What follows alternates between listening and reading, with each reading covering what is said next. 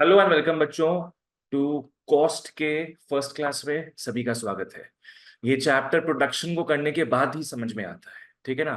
Cost का मतलब पता तुमको क्या होता है? Price paid for something. ठीक है, मोटा मोटी सही है।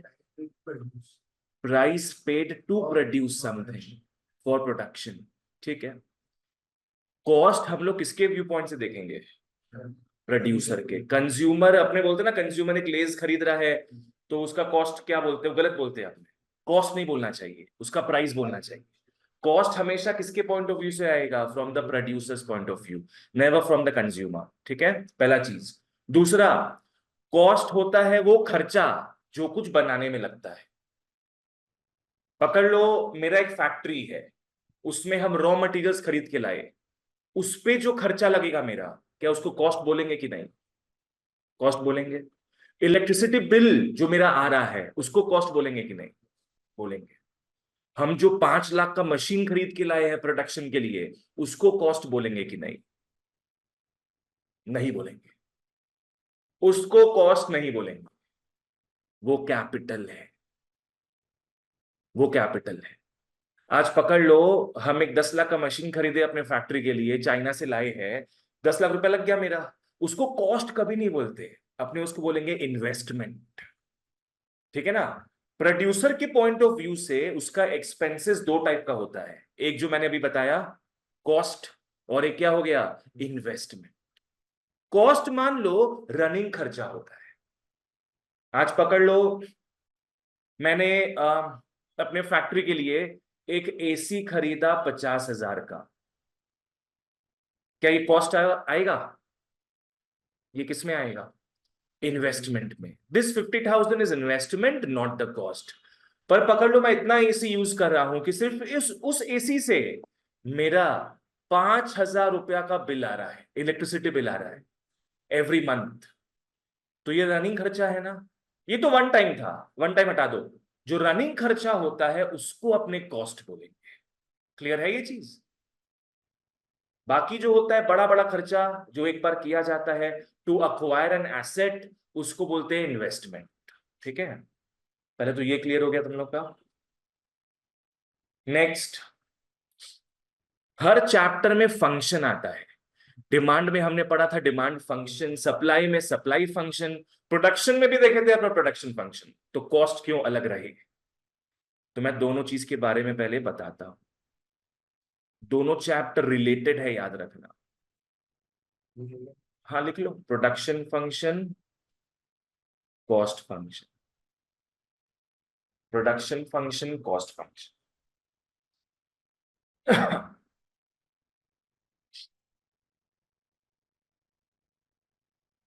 जब तुम लोग को प्रोडक्शन पढ़ाए थे उसमें एक चीज पहले ही क्लियर कर दिए थे कि वहां किसका बात नहीं करेंगे हम लोग?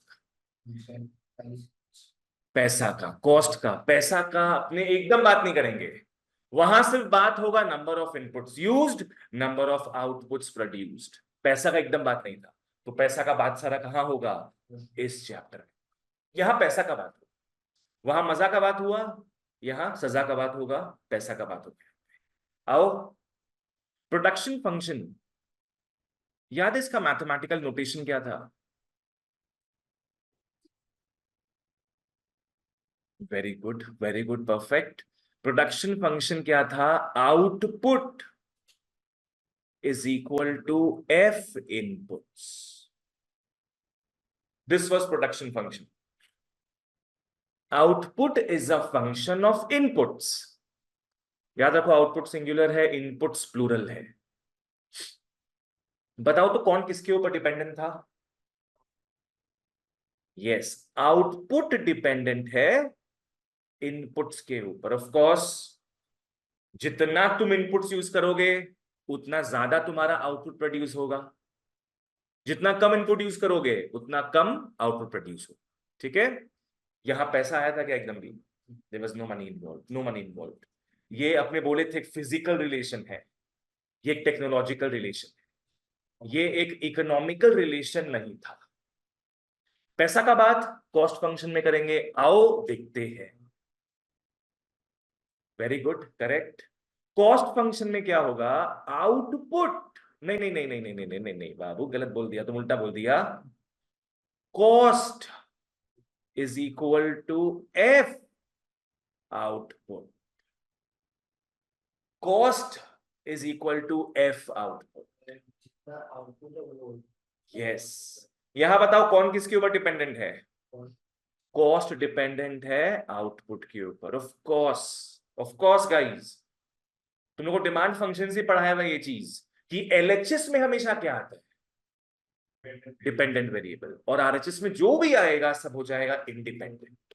जैसे डिमांड में हम लोग देखे थे, DX is function of all the 11 जो डिटर्मिनेंट्स पढ़े थे अपने, income, taste, consumer credit facilities, bandwagon effect, सब यहां पे आ रहा था वो सब। हमेशा याद रखो एलएचएस इज ऑलवेज डिपेंडेंट। तो कॉस्ट फंक्शन में कॉस्ट डिपेंडेंट होगा आउटपुट के ऊपर। कहने का मतलब कि आउटपुट जितना ज्यादा बनेगा कॉस्ट उतना कम लगेगा, आउट ज्यादा लगेगा। और आउटपुट जितना कम प्रोड्यूस होगा कॉस्ट भी उतना कम लगेगा। सिंपल बात है एकदम। चलो बताओ, प्रोडक्शन फंक्शन में क्या चीज किसके ऊपर डिपेंडेंट होता है?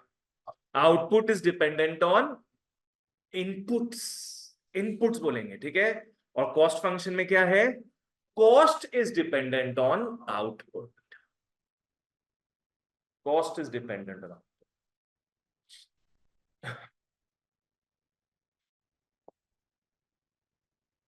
ये लिखना नहीं है।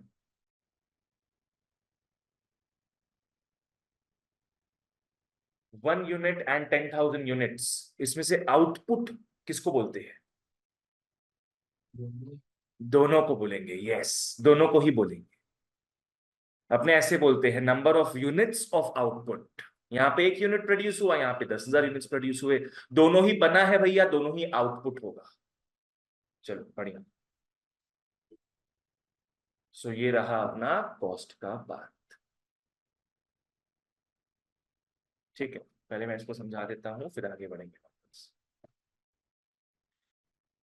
फर्म बहुत सारे इनपुट्स यूज करता है to produce goods and services. Input समझ में आ गया? All the raw materials and और भी चीज आ जाएगा इसमें। एलएलसीई का बात करेंगे पूरा, ठीक है। फर्म फर्म को पेमेंट करना पड़ता है इन चीजों के लिए। ऑफ कोर्स, फर्म अगर किसी का लैंड रेंट में ले रहा है तो उसको बार बार रेंट पे करना पड़ेगा। लैंड जो खरीदता है गुड क्वेश्चन। अगर लैंड फर्म खरीद ही लिया तो वो कॉस्ट होगा क्या? वो इन्वेस्टमेंट होगा। पर अगर लैंड को वो ओन नहीं कर रहा, उसको यूज कर रहा है, उसके लिए जो रेंट पे करेगा हर महीना, वो कॉस्ट। Just imagine. तो एक्सपेंडिचर इन इनपुट्स पे जो लगता है, ये क्या वन टाइम एक्सपेंडिचर है क्या? ये रनिंग एक्सपेंडिचर है। ये every frequent intervals of time में लगता है, चाहे वीकली बोलो, चाहे मंथली बोलो, चाहे एनुअली बोलो। Expenditures on inputs are called cost of production. Cost function क्या है? Cost function refers to the functional relationship between two things, cost and output. जहां cost अपना डिपेंडेंट होगा, आउटपुट अपना इंडिपेंडेंट हो जाए। ठीक है, ये टॉपिक है बेसिक कॉन्सेप्ट्स ऑफ कॉस्ट। यहां 7-8 तरीके का अपने कॉस्ट देखेंगे, ये एकदम लास्ट क्लास में। आज अपने इस पे चर्चा नहीं करेंगे। क्या क्या देखेंगे अपने लास्ट क्लास में, फॉलो कर लो। एक है एक्सप्लिसिट कॉस्ट, एक है इम्प्लिसिट कॉस्ट, दोनों को मिला के इकोनॉमिक कॉस्ट। एक है अपॉर्चुनिटी कॉस्ट जो सीबीएसई वालों के लिए इंपॉर्टेंट रहेगा। एक है रियल कॉस्ट, तुम्हारे पसीने का कॉस्ट। एक है प्राइवेट कॉस्ट, एक है एक्सटर्नल कॉस्ट, और प्राइवेट एक्सटर्नल को मिलाकर सोशल कॉस्ट। अभी कुछ दरकार नहीं है इस पे टेंशन लेने का, ये पूरा अलग ही टॉपिक है, मान लो ये एक अलग से क्लास में किया जाएगा। आज अपने यहां से स्टार्ट करें the real part of this chapter. चलो लिख लो, यहीं पे मैं लिख देता हूं साइड में ना। हाँ आ जाओ, लिख लो। अब अपने चैप्टर का मेन पार्ट स्टार्ट करते हैं। लिख लो शॉर्ट रन कॉस्ट्स।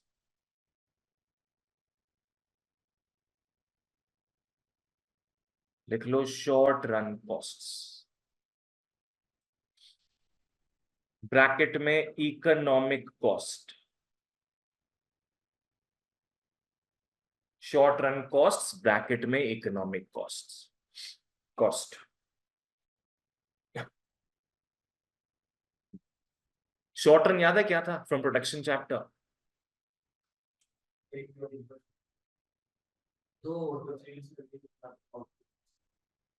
वो तो तुम उसका एप्लीकेशन बताया है। शॉर्ट रन एक, क्या बोला? जीरो? नहीं नहीं नहीं, वैसा कुछ नहीं। क्लियरली बताए थे शॉर्ट रन का हर एक इंडस्ट्री में मतलब नहीं है 1 साल। किसी में शॉर्ट रन 5 साल भी हो सकता है, किसी में 3 महीना भी हो सकता है। यहां टाइम का तो बात ही मत करना एकदम भी। शॉर्ट रन का सीधा मतलब था एक ऐसा टाइम पीरियड जहां पे तुम्हारे पास वेरिएबल कॉस्ट भी होता है, फिक्स्ड कॉस्ट भी होता है। तुम डिफरेंशिएट कर सकते हो between the two. Long run में तुम घुस गए हो जब सारा ही फैक्टर्स क्या बन जाए? Variable factors. तुम फैक्ट्री बढ़ा रहे हो, 5-6 फैक्ट्री कर रहे हो, या 5-6 फैक्ट्री थे उसको 2 फैक्ट्री कर दिया तुमने, कम बेसी कर सकते हैं। पर शॉर्ट रन ऐसा टाइम पीरियड होता है जब तुम उसको फिक्स्ड फैक्टर्स को चेंज नहीं कर सकते, टाइम पीरियड नहीं आएगा इसमें, ठीक है? तो अपने शॉर्ट रन का बात करेंगे। याद है प्रोडक्शन चैप्टर में एक लॉ था जो सिर्फ शॉर्ट रन पे एप्लीकेबल है, law of variable proportions, law of variable proportions, LVP. उसी को लेके बात करना है, ठीक है ना? अब ठीक है, तो हम लोग को समझ में आ गया शॉर्ट रन में 2 टाइप का फैक्टर्स होता है, एक हो गया फिक्स्ड फैक्टर, तो एक हो गया वेरिएबल फैक्टर, ठीक है? प्रोडक्शन में 3 कॉन्सेप्ट पढ़े थे अपने, एक था टीपी, टोटल, एवरेज और मार्जिनल। बताए थे हर एक चैप्टर में ये तीनों कॉन्सेप्ट्स आए। तो आओ इसमें भी बात करें, आ जाओ, let's talk about the same here. थोड़ा मैं फ्लो चार्ट बनाऊंगा प्रॉपर वे में।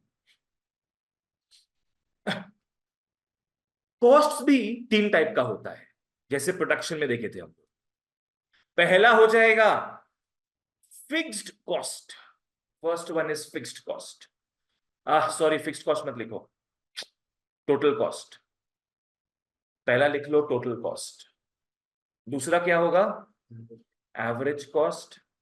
एंड तीसरा marginal cost. Third one is marginal cost. This corresponds to TP, AP and MP, ठीक है? नेक्स्ट आओ टीसी में। टीसी 3 टाइप का होता है, एसी भी 3 टाइप का होगा, एमसी एक ही टाइप का होता है। लिख लो, टीसी 3 टाइप का, एसी 3 टाइप का, एमसी 1 टाइप। टोटल कॉस्ट के 2 ब्रेकअप्स होते हैं, एक लिख लो टीएफसी। बारिश भी स्टार्ट हो गया। बोलो फुल फॉर्म क्या होगा टीएफसी का? Total fixed cost. पहले इसके बारे में समझते हैं। टोटल फिक्स्ड कॉस्ट का मतलब क्या है? तुम्हारा टोटल में फिक्स्ड कॉस्ट कितना लग रहा है। Can you tell me what fixed costs are? Examples, fixed assets. Example, अभी तो बोले मशीन्स के बारे में नहीं बात करेंगे, वो इन्वेस्टमेंट होता है। इन्वेस्टमेंट इस चैप्टर में नहीं देखना अपने को। Rent, yes. अपने प्रोडक्शन चैप्टर में पढ़े थे फिक्स्ड फैक्टर, वेरिएबल फैक्टर, वहां खर्चा का बात नहीं किए थे।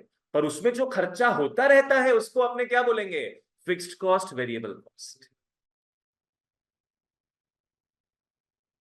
पारस, रॉ मटेरियल्स पे जो खर्चे हो रहे हैं उसका बात करेंगे।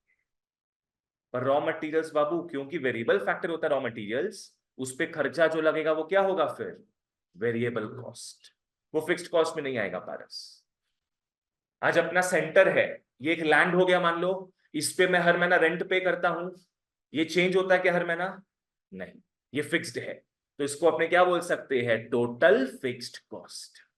Rent is total fixed cost. और क्या क्या हो सकता होगा? जो मेरा परमानेंट स्टाफ है, परमानेंट स्टाफ को सैलरी मैं फिक्स देता होऊंगा, तो वो भी क्या हो गया? Fixed cost, total fixed cost है ना। तुम सारा उल्टा एग्जाम्पल दे रहा है पारस। पारस लिखा है इलेक्ट्रिसिटी बिल, वो तो वेरिएबल हो जाएगा, है ना। किसी महीना कम इलेक्ट्रिसिटी यूज हो तो कम बिल आएगा, किसी महीना ज्यादा यूज हो तो ज्यादा बिल आएगा। वो वेरिएबल होगा बाबू, फिक्स नहीं होगा। इंश्योरेंस प्रीमियम समझता है तुम लोग? इंश्योरेंस जो करा के रखते हैं उस पे हर साल प्रीमियम पे करते हैं, फिक्स्ड होता है, ठीक है। वो चीज हो गया। तुम तो tick the odd one out कर रहे हैं पारस। ये हो गया टोटल फिक्स्ड कॉस्ट। सिंपली बोले तो भैया ये वो खर्चे हैं जो फिक्स्ड फैक्टर्स के ऊपर लगते हैं। नेक्स्ट आ जाएगा टोटल वेरिएबल कॉस्ट।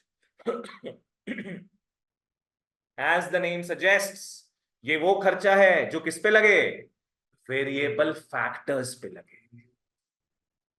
जैसे रॉ मटेरियल्स का जो खर्चा है वो क्या होगा, वेरिएबल फैक्टर। ट्रांसपोर्टेशन खर्चा भी करेक्ट, जितना ज्यादा ट्रांसपोर्टेशन तुम कराओगे उतना फ्यूल ज्यादा लगेगा, खर्चा ज्यादा लगेगा उसमें। और ये बोल दिया इलेक्ट्रिसिटी बिल।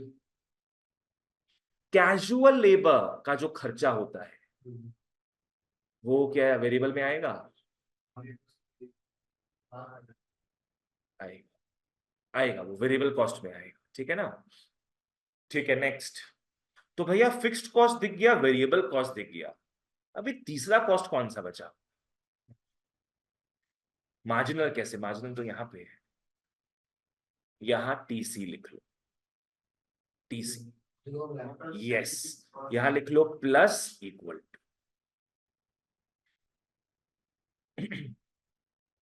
दोनों तोतलों को ऐड करके टोटल कॉस्ट मिलता है। पकड़ लो, मेरा रेंट लग रहा है 10,000 रुपया अगर, और इलेक्ट्रिसिटी बिल जा रहा है 3,000, 10 लाख नहीं, 10,000 बोले हम। रेंट लग रहा है 10,000 मेरा मान लो, और इलेक्ट्रिसिटी बिल 3,000 आ रहा है, बस और कोई खर्चा नहीं है मेरा, तो मिला के 13,000 दिया है, सिंपल। नेक्स्ट आओ एवरेज कॉस्ट में। एवरेज का मतलब याद है, बताए थे, पर यूनिट, यस।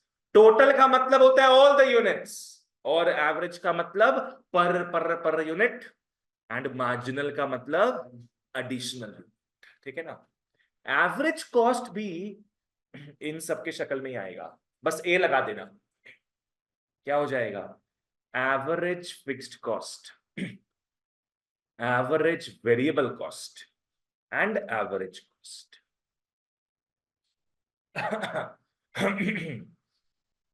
जैसे यहां पे ऐड करके इक्वल टू हुआ, इन दोनों को भी ऐड करोगे तो इक्वल टू आए।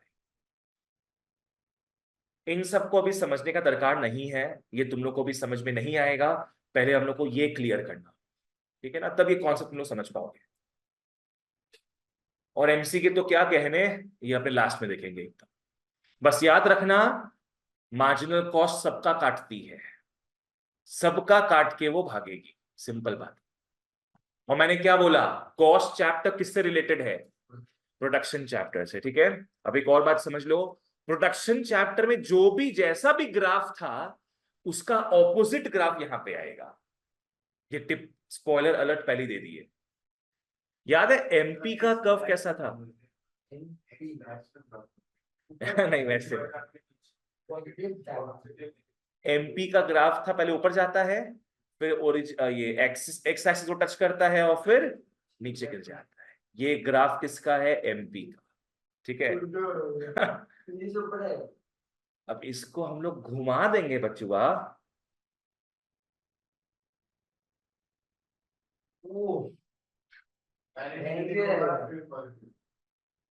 ये एमसी हो जाए, पहले नीचे गिरेगा फिर ऊपर जाएगा। नेक्स्ट आओ, याद है एपी का कर्व कैसा था, प्लेटो शेप था, है ना, प्लेटो शेप, मैंने ऐसे कुछ करके था, प्लेटो शेप एपी। अब इसको तुम उल्टा कर दोगे, उल्टा कर दोगे तो कटोरा बन जाएगा, कटोरा। नेगेटिव नहीं, पॉजिटिव, सब चीज पॉजिटिव। कॉस्ट कभी नेगेटिव नहीं हो सकता ना, या पैसा का बात करें इसीलिए। तो इसको घुमा दोगे, इन्वर्ट कर दोगे तो कटोरा बन गया ना एक। ये कटोरा को अपने क्या बोलेंगे, एसी। जो एक बढ़िया स्पॉइलर अलर्ट तुम लोग को दे दिए। एक और चीज बता देते हैं। यहां बहुत सारा ग्राफ्स देखना है अपने को, बहुत सारा। सबका रीजन होगा एक, सबका रीजन होगा एलवीपी। कोई भी तुमको पूछे कि इसका ग्राफ ऐसा क्यों है, सीधे बोल देना लॉ ऑफ वेरिएबल प्रपोर्शंस। जैसे यहां पे होता है ना, इंडिया में कुछ भी प्रॉब्लम हो, गाली कौन खाता है? मोदी जी। तो वैसे ही यहां कोई भी टेढ़ा बाका कुछ भी हो, रीजन एक ही होगा, लॉ ऑफ वेरिएबल प्रपोर्शंस। इसका एक मीम भी बनाए थे हम। देखो, बेचारा कुछ करता नहीं है, इसी का दोष हो जाता है बस। देख लो ऑनलाइन ऑफलाइन वालों, cost curve trying to understand why it's U shaped. ऐसे यू शेप क्यों होता है? रीजन क्या है? Law of variable proportion.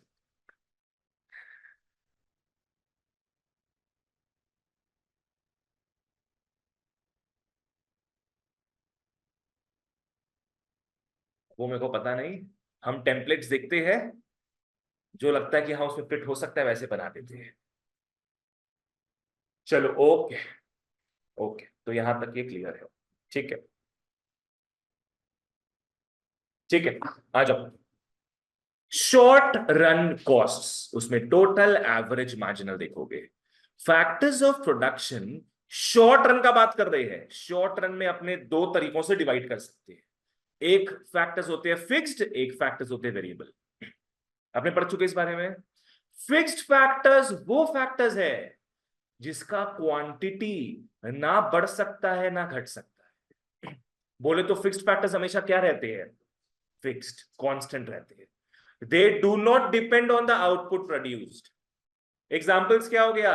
Capital, equipment, factory, buildings वगैरह। नेक्स्ट, वेरिएबल फैक्टर्स में आओ। वेरिएबल फैक्टर्स वो फैक्टर्स है जिसका क्वांटिटी इजीली चेंज हो सकता है इन द शॉर्ट, कम बेसी कर सकते हैं। जैसे क्या हो गया अपना, raw materials, labour etcetera. Labour को मना कर दिए निकल जाओ, एक्स्ट्रा लेबर हायर कर दिए, कुछ लेबर फायर कर दिए, इट ऑल हैपेंस। तो इसी कारण खर्चे भी ब्रॉडली दो टाइप के हैं। बोलो फिक्स्ड फैक्टर्स पे कौन सा खर्चा लगेगा? Fixed cost. And variable factors पे लगेगा variable cost.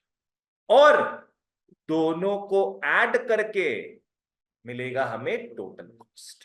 Simple. Fixed cost क्या है भैया? कॉस्ट जो फिक्स्ड फैक्टर्स पे लगे। वेरिएबल कॉस्ट क्या है? कॉस्ट जो वेरिएबल फैक्टर्स पे लगे। एंड टोटल कॉस्ट इनका सम। Very easy. अब अच्छा, ये तो मैंने बनवा ही दिया है। चलो ओके, अब टोटल कॉस्ट में आते हैं। कॉपी निकाल लो, लिख लो टोटल कॉस्ट। ऊपर में लिखना है ऐसे करके, टोटल कॉस्ट।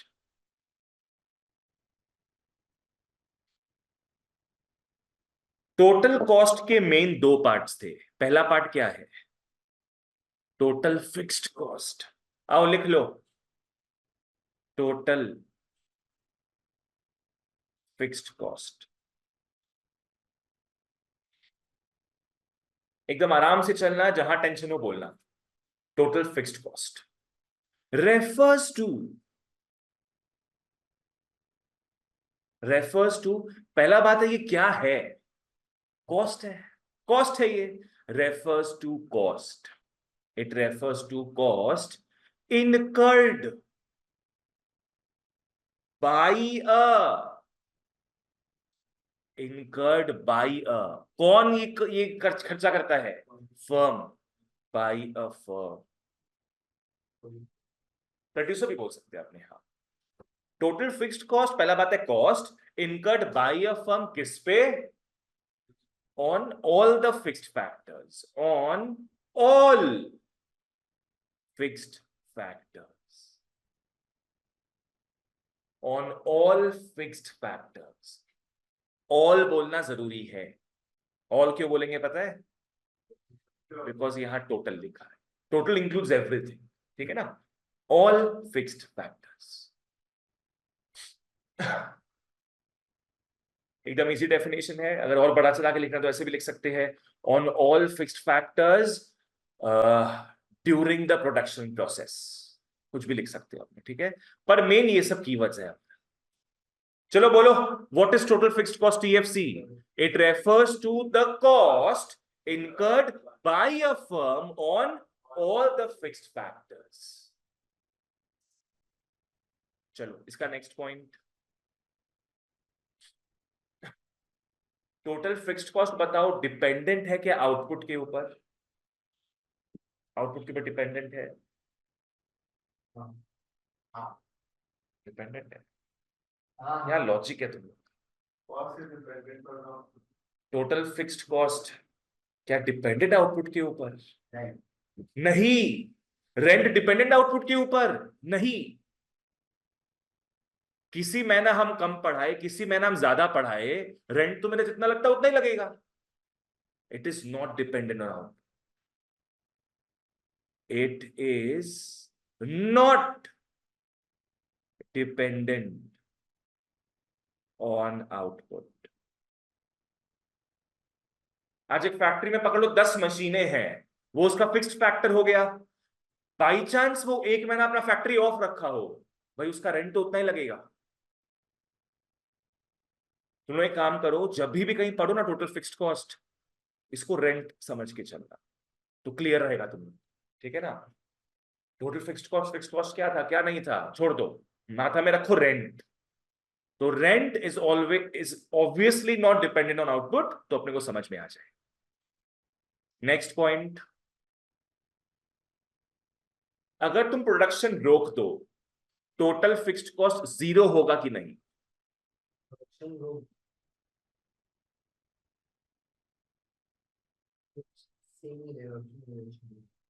सेम ही रहेगा, यस। प्रोडक्शन रोक दो मतलब आउटपुट जीरो हो गया।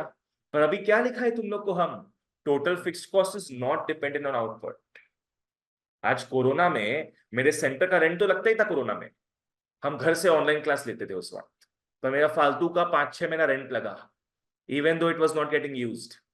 देना तो पड़ा ही, डीड था। अब जो लैंडलॉर्ड है वो तो भैया फंसा दिया एकदम, ये देखिए कॉन्ट्रैक्ट साइन हो चुका है, अब कैसे हम लोग रेंट नहीं ले आपसे, हम लोग का तो घर ही चलता है आपके रेंट से। तो अब और क्या बोले हम। It is not dependent on output, it is not zero when output is equal to zero. It is not zero when output is zero. Examples. क्या एग्जाम्पल हो सकता होगा? दो तो एग्जाम्पल हम ही दे दिए, रेंट और एक क्या दिए थे, तुम दिया था क्या? रेंट तो मैं देता हूं, रेंट तुम क्या रेंट देता है? Rent salary of whom? Permanent staff, salary of permanent staff. और एग्जाम्पल एक दिए थे एनुअल बेसिस में, इंश्योरेंस प्रीमियम।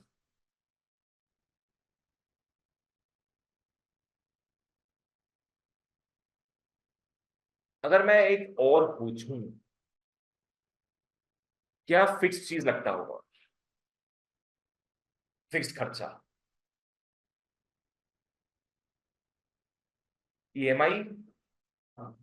ईएमआई फिक्स रहता है। अपने एक फोन ले रहे हैं 1 साल की ईएमआई में, तो हर महीना ईएमआई फिक्स ही लगेगा। तो एक और एग्जांपल हो गया ईएमआई। तुम लोगों को ईएमआई का कंपोनेंट्स पता है? ईएमआई किससे किससे बना होता है? 2 पार्ट से बना होता है ईएमआई, एक प्रिंसिपल से और एक इंटरेस्ट से, ठीक है। पकड़ लो, मेरे को 12 महीना का ईएमआई देना है, 12 महीना का। इंटरेस्ट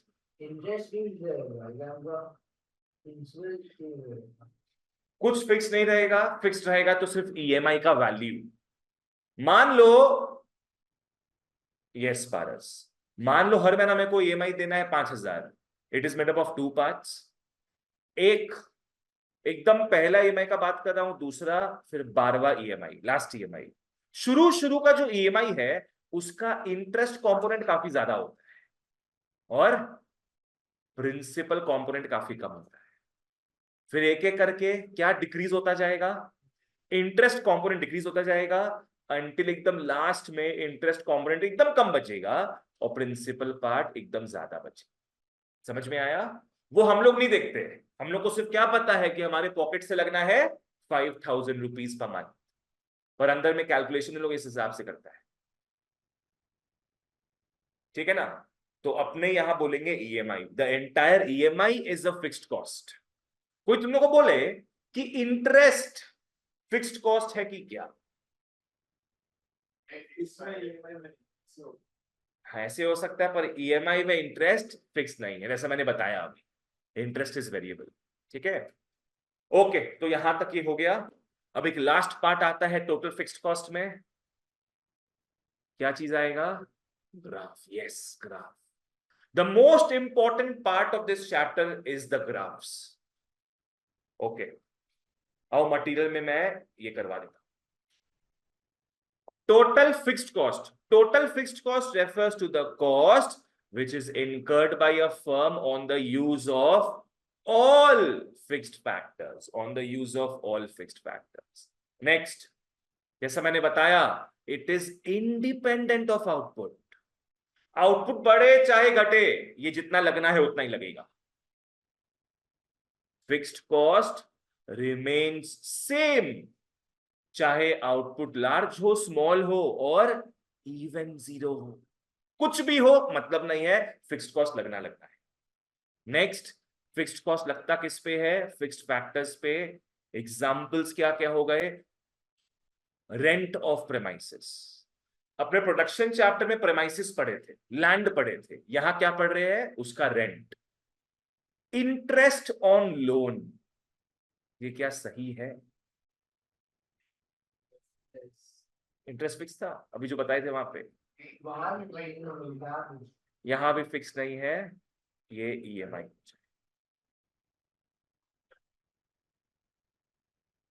ईएमआई का बात करें, लोन अपने ले रहे हैं तभी तो ईएमआई पे करेंगे, है ना?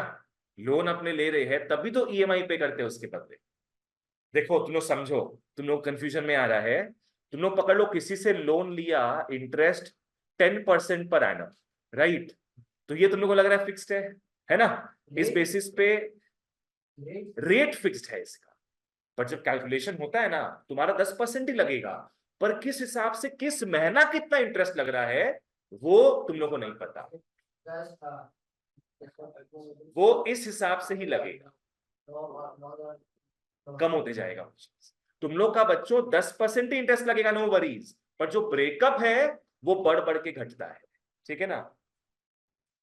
न्यूज क्लियर? फिर salary of permanent staff, insurance premium etcetera. अब एमसीक्यू में अपने को पूछ सकता है, it is also known as supplementary cost, overhead cost, indirect cost, unavoidable cost. Why is this cost unavoidable?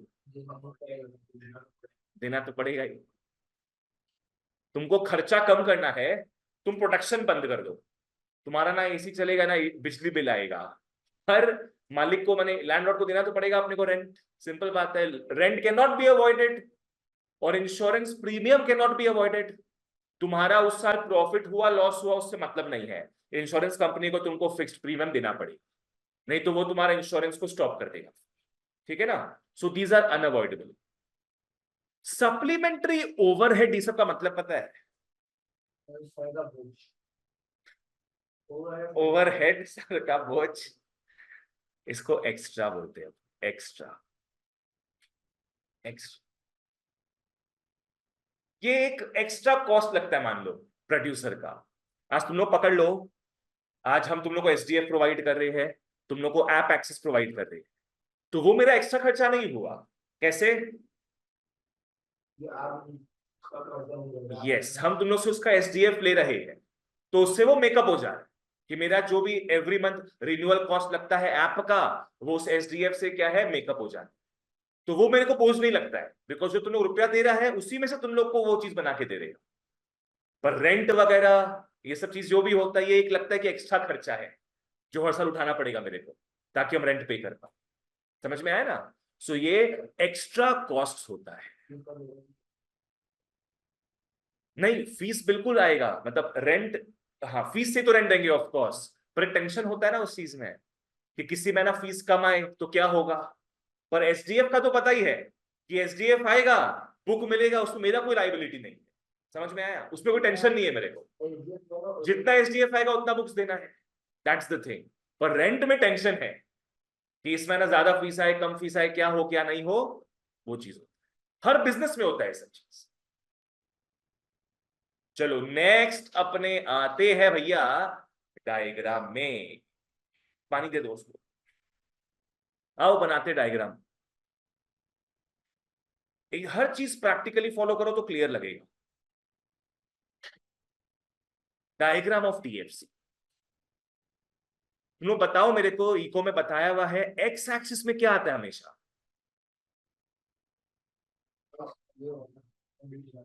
Quantity आएगा। याद है प्रोडक्शन चैप्टर में क्वांटिटी क्या चीज का था? Variable factor. Quantity of variable factor, variable factor को बढ़ा रहे थे हम लोग, फिर टोटल टोटल बढ़ा घटा वैसे हुआ। यहां भी क्वांटिटी का बात करेंगे, पर यहां क्वांटिटी किसका? आउटपुट का। क्वांटिटी आउटपुट का बात करेंगे। कॉस्ट किसके ऊपर डिपेंडेंट था स्टार्टिंग में बताए थे हम? Cost is dependent on output. तो यहां लिख लो क्वांटिटी ऑफ आउटपुट। बेसिकली कितना आउटपुट प्रोड्यूस कर रहे हैं हम लोग। और टीएफसी का बात कर रहे हैं, यहां पे टीएफसी लिख लेना, टोटल फिक्स्ड कॉस्ट टीएफसी। यहां जीरो आ गया।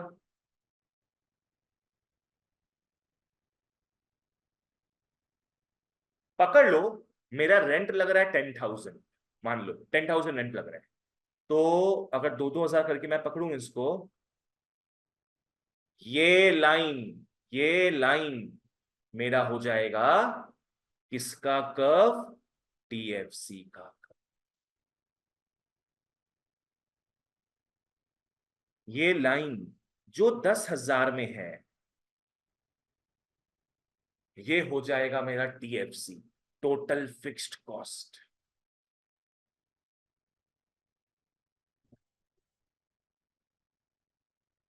इलास्टिसिटी वाले में भी था इलास्टिक। हाँ बिल्कुल सही, करेक्ट। चलो ओके। तो टीएफसी देखो मेरा फिक्स्ड है 10,000 में। अगर कोई पूछे इसका शेप वगैरह बताओ, क्या लिखेगा तुम लोग? सिर्फ स्ट्रेट लाइन नहीं होता है, स्ट्रेट लाइन तो ये भी होता है, straight line parallel to the X axis, या बोल सकते it's a horizontal line parallel to the X axis. सहा स्ट्रेट लाइन सिर्फ मत बोलना, ये सारा चीज स्ट्रेट लाइन होता है। ये स्ट्रेट लाइन नहीं होगा, ये नहीं होगा, पर ये सब सब स्ट्रेट लाइन। हाँ, तो इसको अपने ऐसे करके भी बना लेंगे। तो वाई एक्सिस दर्शा रहा है total fixed cost, x axis दर्शा रहा है क्वांटिटी ऑफ आउटपुट प्रोड्यूस्ड। जब मैंने जीरो आउटपुट प्रोड्यूस किया, क्या टीएफसी जीरो था? कितना था टीएफसी? 10,000। देखो पूरा ऊपर में टच हो रहा है। अगर मैं सिर्फ एक ही आउटपुट प्रोड्यूस करूं, तो भी वो किससे टकरा रहा है जाके? टीएफसी लाइन से टकरा रहा है, 10,000। अगर मैं 1,00,000 आउटपुट प्रोड्यूस करूं, तो भी वो टकराएगा इसी टीएफसी कर्व से, जो कहां जा रहा है भैया? 10,000। It's clearly shows TFC is not dependent on output. चाहे तुम कुछ नहीं बनाओ, चाहे तुम बहुत कम बनाओ, बहुत ज्यादा बनाओ। आइनेश क्लियर है? चलो आओ आगे बढ़ते हैं। हाँ, तो टीएफसी कर्व का रूप रंग शेप क्या है? It's a horizontal straight line parallel to the X axis. इसका मतलब क्या है? फिक्स्ड कॉस्ट सेम रहता है at all levels of output, and याद रहे does not start from the origin. अगर ओरिजिन से स्टार्ट करता तो ऐसा कुछ होता, does not start from the origin. चलो ओके ओके ठीक है। अब एक क्वेश्चन आता है, फॉलो करना क्या है। Why does fixed cost not vary with output? Why does fixed cost not vary with output? बताते हैं क्यों। तुम लोग पढ़ा था ना एलवीपी में, एक 3-2-2 रीजंस बताए थे। Increasing returns, decreasing returns and negative returns. Increasing returns के 3 फैक्टर्स थे, 2 फिक्स्ड फैक्टर्स को लेके था, एक वेरिएबल फैक्टर को। efficiency of variable factors, better utilization of fixed factors and indivisibility of fixed factors. यहां पर indivisibility का बात करेंगे। We talk about indivisibility. आज पकड़ लो, फैक्ट्री में 5 मशीन है, 5 मशीन है। एक हफ्ता थोड़ा कम ही प्रोडक्शन हुआ, सच दैट ये 3 मशीन काम ही नहीं आए उस एक हफ्ते में। क्या उसको हम लोग हटा सकते हैं क्या? नहीं, हटा नहीं सकते उसको। अगर मान लो फैक्ट्री वाला ये 5 मशीन रेंट में लिया होगा, तो ऐसा है क्या कि वो बोलेगा इस हफ्ता तो मैंने ये 3 मशीन यूज ही नहीं किया, आपको मैं तीनों का रेंट नहीं दूंगा? ऐसा तो नहीं बोल सकता। उसको हर हफ्ता 5 का ही रेंट देना होगा, ठीक है ना। तो बताओ, can fixed cost, sorry, can fixed factor be divided? No, fixed factor can not be divided. कि इतना ही मशीन मेरा यूज हुआ तो इतना ही आपको रेंट देंगे हम, नहीं। It can not be divided, तो तुम्हारा फिक्स्ड कॉस्ट पूरा का पूरा लगेगा। आज पकड़ लो तुम्हारे यहाँ कोई स्टाफ है, 5 स्टाफ है, पकड़ लो 5 स्टाफ, उन्होंने ज्यादा काम नहीं कर रहा है, तो तुम ऐसा तो नहीं बोलोगे ना कि मेरे यहाँ तो आधा ही स्टाफ काम किया, आधा ही सैलरी देंगे। ऐसा नहीं होता है। उन लोग तो आया तुम्हारे यहाँ काम करने के लिए, तुम काम ही नहीं दे रहे हो उसको, वो तो पूरा दिन आया तुम्हारे यहाँ। Why does fixed cost not vary with output? जैसे क्या है, आओ, फिक्स्ड कॉस्ट जैसे क्या हो गया, salary of permanent manager, rent of coffee machine. इसका आइडिया है तुम लोग को? रेंट ऑफ कॉफी मशीन, बहुत हम तो खुद सोचे थे एक बार कि सेंटर में कॉफी मशीन रेंट में रख लेंगे। ऐसे कॉफी मशीन पूरा नहीं खरीद के उसको रेंट में रख लो, पकड़ लो तुम्हारा 800 या 1000 रुपया लगेगा महीना का, तुमको उन लोग की कॉफी का पाउडर देगा और तुम मशीन यूज करो आराम से। हर महीना क्या करो, बस 1000 रुपए रेंट पे करते जाओ। एसी भी रेंट में आता है, वेंडिंग मशीन। हाँ, वाह, डालो उसका खर्चा जो आएगा, इन्वेस्टमेंट वन टाइम, वो देख लो आप। रेंट में बहुत कुछ आता है, रेंट में लैपटॉप मिलता है, रेंट में एसी मिलता है, सब कुछ रेंट में मिलता है। रेंट में जो है ना वाटर प्यूरिफायर, वो भी मिलता है, फर्नीचर भी मिल जाएगा। आओ, सच कॉस्ट्स आर इनडिविजिबल, तोड़ नहीं सकते उसको अपने। Even if the firm is producing zero और small output, firm cannot have half a manager or half a telephone just because it is operating at a low level of output. ठीक है, ये चीज। बच्चों बताओ, what is total fixed cost? It refers to, first of all, a cost that is incurred by a firm on all the fixed factors. Now total variable cost में, total variable cost refers to cost which is incurred by a firm on all variable factors. That's it. चलो लिख लो फिर।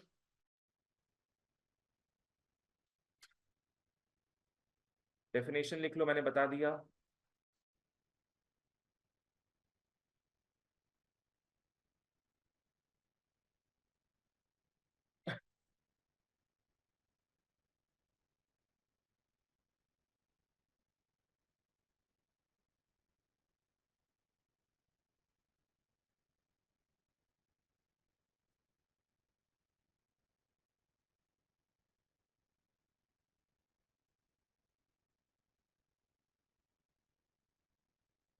चलो बस पहला point लिखना, definition.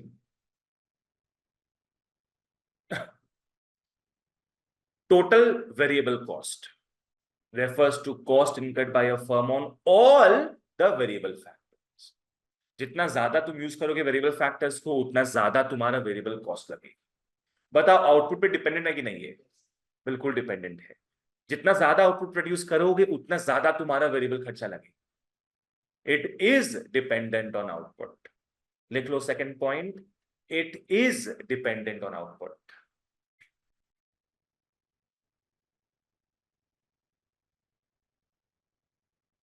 अब मान लो आउटपुट 0 हो गया,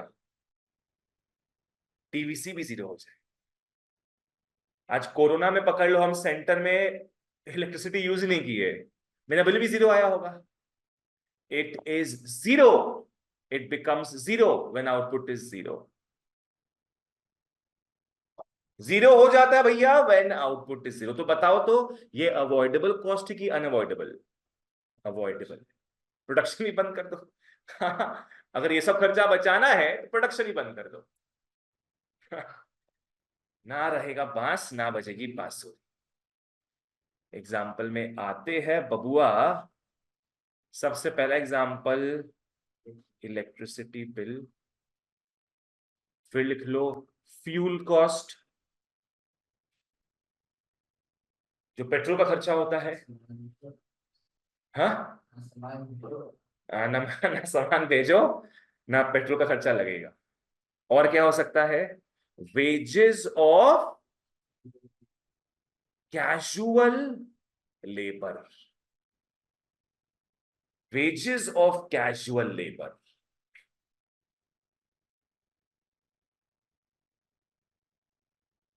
और क्या हो सकता होगा? तीन एनफ है, तीन एनफ है, बस एक्सेट्रा लिख लो। फिर एग्जाम में 2-3 लिख लिया करो एग्जाम्पल्स, फिर एक्सेट्रा लिख दो। चलो ओके, अब मैं रिटर्न आता हूं मटेरियल में। Total variable cost. It refers to the cost which is incurred by a firm on use of all variable factors. इसका कर्व सप्लाई कर्व जैसा होगा ना? आओ देखे पारस, if you're right or wrong. Total variable cost is dependent on output, of course. Rise with increase in output. बढ़ता है output ज्यादा बढ़ाओगे तो, and fall with decrease in the output. आज पकड़ लो समर वेकेशन आता है, समर वेकेशन में crash course देते हैं तो ज्यादा क्लासेस देना पड़ता है, बच्चों का छुट्टी होता है स्कूल का, तो बिजली बिल यहां का क्या है? ज्यादा आता है ना। Increase in output and falls with decrease in, becomes 0 at 0 level of. Variable cost लगता है बच्चों वेरिएबल फैक्टर्स के ऊपर। एग्जांपल्स क्या हो गया? Payment for raw material. Raw material मत बोलना कोई भी, रॉ मटेरियल क्या होता है? Variable factor. It's payment is called variable cost. Fuel cost, wages of casual labour, expenses incurred on transportation. ठीक है। एमसीक्यू के लिए it is also known as prime cost. Prime समझ में आया? सबसे मेन, यस।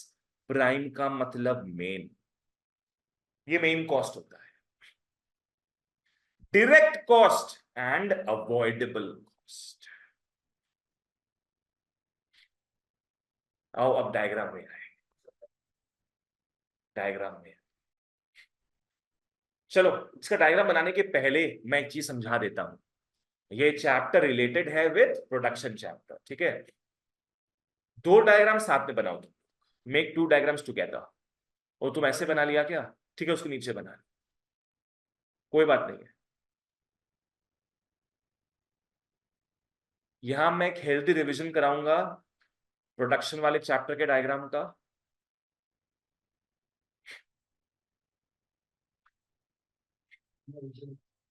कोई बात नहीं है, आजू बाजू बना लो, ऊपर नीचे बना लो, यहां पे सब चलेगा इस केस में। यहां पे बात करना है टोटल प्रोडक्ट का, ठीक है ना। We talk about total product.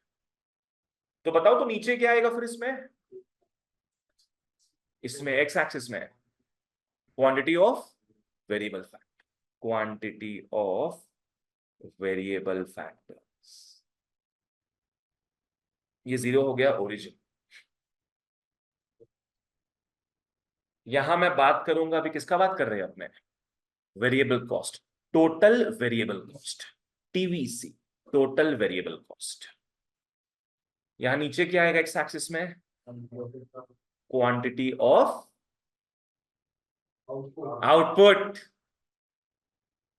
Quantity of output.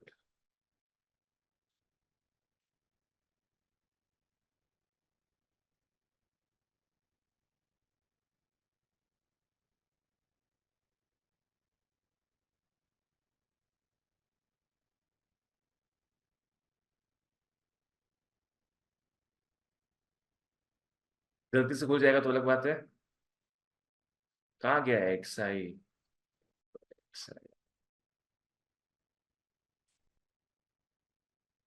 This folder is empty।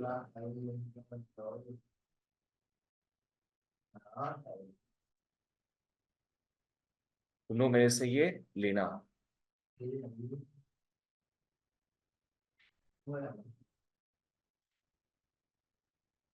इसमें सारे चैप्टर्स में कहाँ कहाँ क्या वेरिएबल्स यूज हो रहा है एक्स वाई एक्सिस में, सब ढंग से बना के रखे। जैसे अभी अपने क्या पढ़ रहे हैं, कॉस्ट चैप्टर पढ़ रहे हैं ना, कॉस्ट चैप्टर। कॉस्ट चैप्टर में एक्स एक्सिस में जो भी ग्राफ देखो, एक्स एक्सिस में क्या आ रहा है? Quantity of output. क्या लिखा हुआ है यहाँ पे? एक्स एक्सिस वेरिएबल आएगा क्वांटिटी ऑफ आउटपुट। ठीक है, तो this will prove very useful to you guys. इससे पूरा माइक्रो का सारा चैप्टर्स का हिसाब किताब क्लियर हो जाएगा। This is basically a last minute reckoner. ठीक है, आओ। ओके, टोटल प्रोडक्ट कैसे बढ़ता था याद है? टोटल प्रोडक्ट पहले कैसे बढ़ेगा? ऐसे वैसे नहीं, कैसे बढ़ेगा? पहले बढ़ेगा वो इंक्रीजिंग रेट। बस समझो इस बात को पहले तुम लोग। टोटल प्रोडक्ट पहले बढ़ता है इंक्रीजिंग रेट में। तो बताओ मेरे को तुम लोग, प्रोडक्शन अच्छा खासा हो रहा है कि नहीं? एकदम एफिशिएंट मैनर में हो रहा है, एकदम बढ़िया तरीके से। तो उस समय कॉस्ट पता है क्या है? कॉस्ट बढ़ता है पर धीमे धीमे करके। जैसे होता ना हेड्स एंड टेल्स, या तो हेड्स आता है टेल्स आता है, कुछ वैसे ही अगर प्रोडक्शन तुम्हारा तेजी से बढ़ रहा है तो कॉस्ट बढ़ेगा धीरे धीरे। ऑपोजिट है, कॉस्ट बढ़ेगा धीरे धीरे। तो शुरू में टीपी बढ़ रहा है इंक्रीजिंग रेट से, तो शुरू में टीवीसी कैसे बढ़ेगा? डिक्रीजिंग रेट से। ये बढ़ेगा डिक्रीजिंग रेट से। क्लियर? नेक्स्ट, टीपी कैसे बढ़ता था? हाँ उसको भूल जाओ, उसके बाद वो बढ़ता है इन अ डिक्रीजिंग रेट। उसके बाद वो बढ़ता है इन अ डिक्रीजिंग रेट।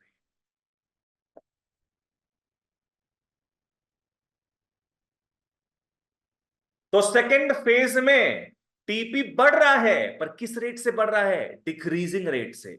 मतलब उतना एफिशिएंटली काम नहीं हो रहा। इसका मतलब कॉस्ट पता है उस समय क्या हो रहा होगा? कॉस्ट तो बढ़ ही रहा है, इंक्रीजिंग रेट से बढ़ेगा। कॉस्ट तो बढ़ेगा ही हमेशा। The more you produce the more cost it will इनकर। पर रेट का बात कर रहे हैं। यहां कॉस्ट कैसे बढ़ रहा था? डिक्रीजिंग रेट में, करेक्ट।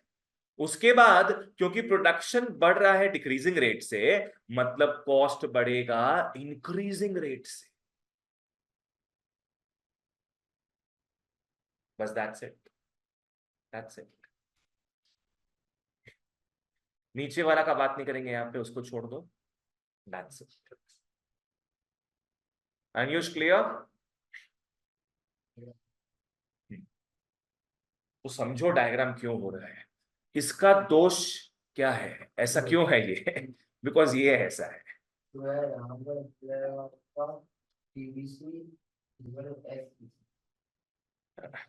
बोल सकता है इनवर्स एफ डीपी। लॉजिक समझ में आ गया क्या है? शुरू शुरू में प्रोडक्शन बढ़ रहा है इंक्रीजिंग रेट से बोल के, कॉस्ट कम लग रहा है। कॉस्ट बढ़ रहा है कम रेट से। बाद में जब प्रोडक्शन बढ़ने लगा एट डिक्रीजिंग रेट बोल के, कॉस्ट बढ़ने लगा एट इंक्रीजिंग रेट। चलो ओके ओके ओके, बढ़िया। ठीक है, उसी को मैं रिपीट कर देता हूं यहां पे। और नोटिस करो टीवीसी कहां से स्टार्ट हुआ? ओरिजिन से। टीवीसी स्टार्ट हुआ ओरिजिन से, कहने का मतलब क्या है, आउटपुट जब जीरो प्रोड्यूस होगा टीवीसी जीरो हो जाए। यहां पे हो गया क्वांटिटी ऑफ आउटपुट और यहां पे टीवीसी। पहले डिक्रीजिंग रेट से बढ़ रहा है, याद रखना, डिक्रीजिंग रेट मतलब ये वाला कहानी, एकदम स्लोप होना धीरे धीरे करके, ये हो गया डिक्रीजिंग रेट। और उसके बाद फिर एकदम आसमान छूने का कोशिश कर रहा, टक मारा, ये हो जाएगा increasing.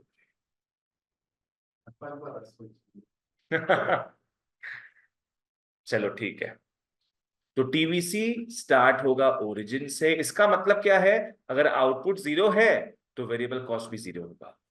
TVC positively sloping curve है, पॉजिटिव कर्व है, ऊपर की तरफ जा रहा है, इसका मतलब क्या है, हाँ ऊपर जा रहा है, इसका मतलब क्या है, नहीं रे बाबा, यस, इसका मतलब है same direction, same direction, output बढ़ेगा टीवीसी बढ़ेगा, आउटपुट घटेगा टीवीसी घटेगा, सिंपल। जहां इको में देखो पॉजिटिव मतलब समझ लो सेम डायरेक्शन, जहां देखो नेगेटिवली स्लोप्ड है समझ जाओ ऑपोजिट डायरेक्शन, ठीक है ना।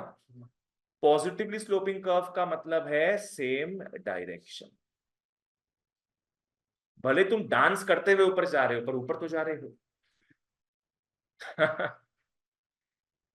टीवीसी इज नॉट यूनिफॉर्म, शुरू शुरू में डिक्रीजिंग रेट से बढ़ता है, उसके बाद इंक्रीजिंग रेट से। भाई कसूर क्या है तुम्हारा ऐसे डांस करने का जी, पहला बात शेप, शेप देख लो, इनवर्सली एस शेप,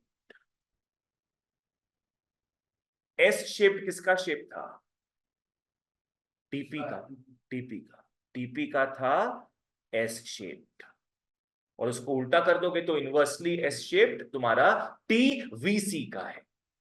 रीजन क्या है, law of variable proportions, law of variable proportions,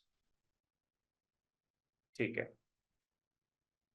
ऐसा क्वेश्चन आता है 2 मार्क्स में कि टीवीसी क्यों इनवर्सली एस शेप्ड है, मैंने ऑलरेडी बता दिया, इसको इलस्ट्रेट करोगे इसके थ्रू, इसके कारण ये हुआ है, बोलो रीजन क्या है, फर्स्ट फेज में TP increases at increasing rate, therefore cost increases at decreasing rate, then on the in the second phase क्या होगा, TP increases at decreasing rate, therefore cost increases at increasing rate, ठीक है। This is because productivity या production and cost are inversely related to each other, जैसे heads and tails है, ठीक है ना।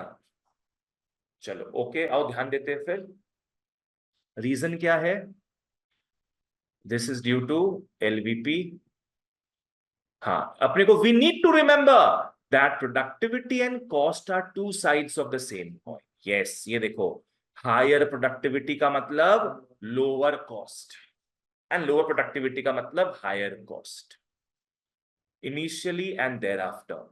ये पहला फेज है, पहला फेज का नाम याद है, increasing returns to a factor, and दूसरा फेज का नाम है diminishing returns to a factor. ये हो गया बच्चों तुम्हारा फर्स्ट फेज और ये हो गया सेकेंड, बस इतना सा लिख दोगे, एलवीपी भी रिवाइज हो जाएगा और यहां पे भी आगे निकल जाएंगे हम लोग, एकदम सिंपल है। Last bit for today and will close this chapter, difference between total fixed cost and total variable cost. It's very easy, you know it all already. Meaning तो याद है अपने को, cost incurred on all fixed factors, cost incurred on all variable factors. Short run fixed cost को change नहीं कर सकते short run, कब चेंज कर सकते हैं इसको, लॉन्ग रन में, पर वेरिएबल कॉस्ट तो चेंज होता रहता है, variable cost can be changed. Cost at zero output, fixed cost zero नहीं होता है, कैन नेवर बी जीरो, पर variable cost can be. Factors of production, fixed cost किसके ऊपर एप्लीकेबल होगा, फिक्स्ड फैक्टर्स के ऊपर, वेरिएबल कॉस्ट एप्लीकेबल होगा वेरिएबल फैक्टर्स के ऊपर।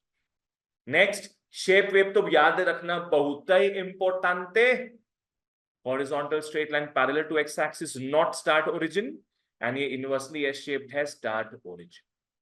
Examples ढेर सारा दिया हुआ है. That's it for today. Next class we start with total cost. Total cost. और एवरेज में भी घुस जाएंगे आप लोग. ठीक है, बाय.